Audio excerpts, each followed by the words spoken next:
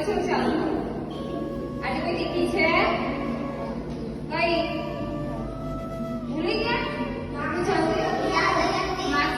11 આ દિવસે શ્રી કૃષ્ણ ભગવાને અર્જુનને માર્ગદર્શન આપ્યું ગીતા સ્વરૂપે શું આપ્યું માર્ગદર્શન. અને ગીતા એ કોઈ લખી નથી.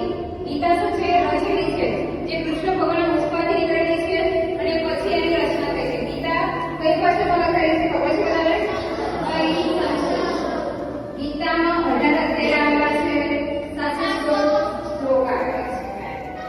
પછી અત્યારે તો ગીતાની 175 ભાષામાં શું કહેવાય ભાષા લખાયેલું છે કે અલગ અલગ દેશમાં પણ ગીતા ચાલે છે. એવું કે ઇન્ડિયામાં ગીતા ચાલે છે. અને કુરુક્ષેત્રના મેદાનમાં ગીતા મહાભારત કેટલા દિવસ થયું? વર્ષ થયું 18 દિવસ. 18 દિવસ ચાલે એટલે તો 18 થઈ છે.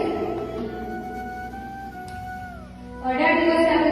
અને મહાભારતના યુદ્ધમાં શ્રી કૃષ્ણ ભગવાન અર્જુનને માર્ગદર્શન આપે છે કારણ કે અર્જુનની સામે લડવાવાળા કોણ હતા? એના જ કોણ હતા? એના રિલેટિવ હતા, જેના કારણે અર્જુન યુદ્ધ કરવા માટે તૈયાર હતો. કેમ કે સામેવાળા પણ કોણ છે? એના સંબંધી છે. તો કદાચ એને હાનિ પહોંચશે એના માટે યુદ્ધ કરવા તૈયાર નહોતો. Good morning everyone. Myself Radha studying class 7. બ્રહ્મના જન્મના તે જ્ઞાનવાનમાં પ્રબોધતે વાસુદેવ સર્વમિતિ સમહાત્મા સુદુર્લભ અર્થ. અનેક જન્મ પછી મારું સર્વસ્વ વાસુદેવ જ છે. એ ભક્તિ મારા શરણે આવવા વાળો દુર્લભ છે. Thank you.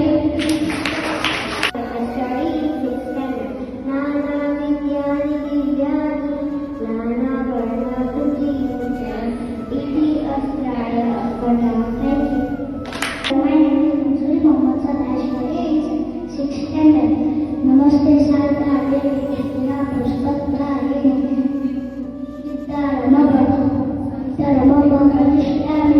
प्रसन्न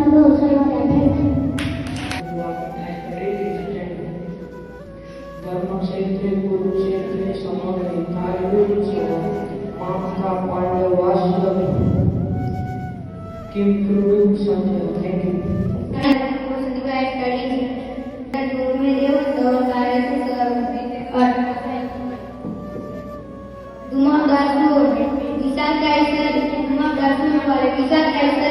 करोड़ सूर्य के समान महान प्रतिभाशाली मेरे प्रभु हमेशा मेरे कार्य बिन विघ्न के पूरे कराने के गुरु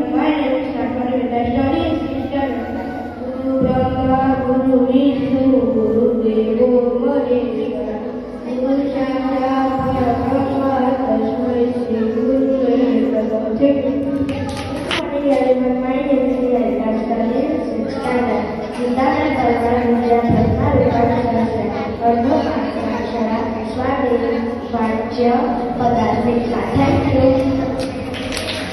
Good morning everyone. My name is Nishka. I study in 6th standard. Gita में परमा विद्या ब्रह्मा रूपाने संशय अर्धमात्राक्षरा स्वादेवाच्य पदार्थ. Thank you. My name is Tisha. I study in 4th standard. Bhagavad Gita, Adhyay 1.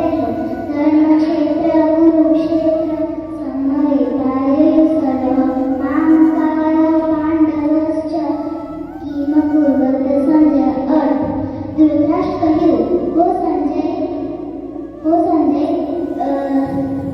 Kurukshetra નામક ધર્મભૂમિમાં યુદ્ધ કરવાની ઈચ્છાવાળા દુર્યોધન નામની મારા અને પાંડુના પુત્રોએ શું કર્યું? Thank you. I study in class 7. या देवी सर्वभूतेषु विद्यारूपेण संस्थिता नमस्तस्यै नमस्तस्यै नमस्तस्यै नमो नमः. जो देवी सभी प्राणियों में विद्या रूप में अस्तित्व है, नमस्कार ही नमस्कार की देवियों को बार बार नमस्कार. Thank you. Good morning everyone. My name is Pushpa. I study in 7th standard. शुभं करोति कल्याणं आरोग्यं संपदं शत्रुबुद्धि विनाशाय दीपज्योति नमस्तुते. Thank you. studied first year. Krishna Vasudevaya Haraye Paramatmane Krishnasya Govindaya Namaha. Thank you.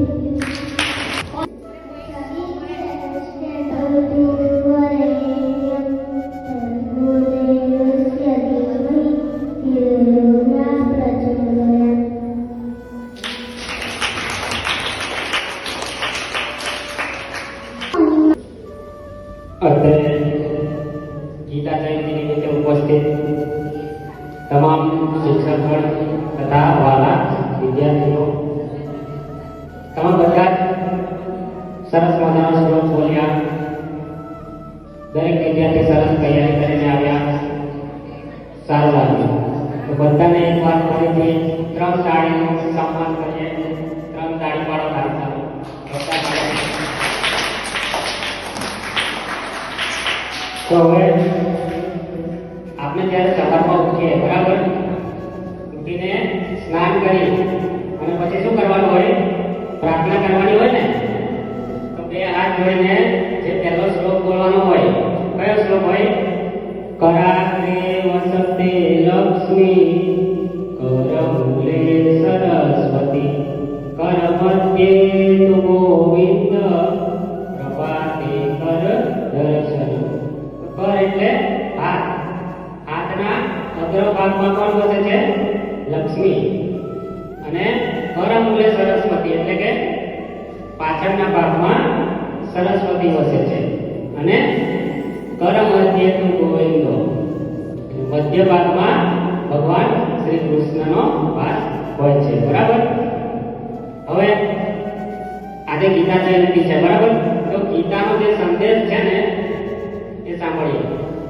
ગીતાનો સંદેશ શું છે? કે કર્યા વગર કંઈ મળતું નથી અને મફતનું લઈશ નહીં. શું કહે છે? કે કર્યા વગર કંઈ જ નથી મળતું અને મફતનું લેવાનું નથી. અને કરેલું ફોગટ જતું નથી. કરેલું ફોગટ જતું નથી એટલે નિરાશ થાય નહીં. બરાબર. આપણે જે કંઈ બી કરીએ ને એ ક્યારેય ફોગટ જાય નહીં. પછી કામ કરવાની શક્તિ તારામાં છે. શું કહે છે? કે કામ કરવાની શક્તિ તારામાં છે. લઘુ ગ્રંથિ બાંધીશ નહીં. બરાબર. કે ભાઈ મારાથી આ વસ્તુ ના થાય એવું જરાય વિચારવાનું નહીં. તમારામાં શક્તિ છે કામ કરવાની. દરેક કામ તમે કરી શકો છો. બરાબર. પછી કહે છે કે કામ કરતો જા, હાફ મારતો જા, મદદ તૈયાર છે. કામ કરતા જ જવાનું છે આપણે. બરાબર. અને મદદ એટલે કે ભગવાન આપણને મદદ કરવા તૈયાર જ છે. પણ ક્યારે? જો તમે કામ કરો ત્યારે. બરાબર. અસ્તુ. જય હિન્દ, જય ભારત. જવાનું છે.